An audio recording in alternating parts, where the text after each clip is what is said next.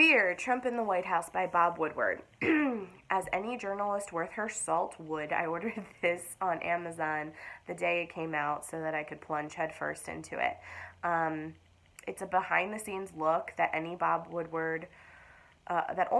Woodward and perhaps later staffers who are no longer with the White House could provide.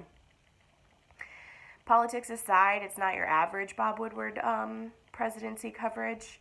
And I think that that's due to two different rhetorical devices. One of them would be that he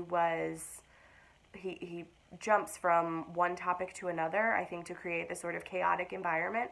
And the other is that he continues to come back to certain points, much as I assume the president currently does with his sort of pet projects.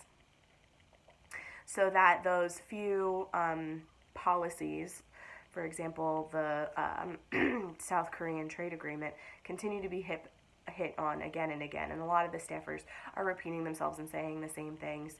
So I'm pretty sure that any reader will be able to memorize those specific policy points before the end of the book.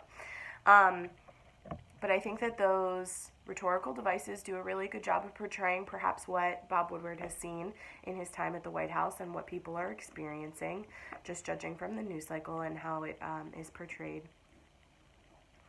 I have two complaints about this book, and one of them is that the president wasn't actually interviewed. I know that was a bone of contention as the book came out.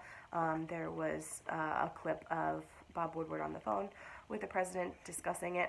He wasn't given FaceTime, or the president ever got the message, something along those lines. And then the second is that it was too short. I read it on my Kindle, so it said that there was more of the book. However, I had reached the end, minus the footnotes and the pictures.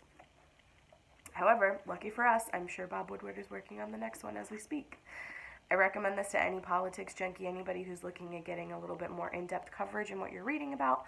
And I don't recommend it for anybody who's trying to really get out of this news cycle and is stressed out by what's currently happening. Not the book for you. You need an escape book. Perhaps the other book that we'll talk about this week, Crazy Rich Asians.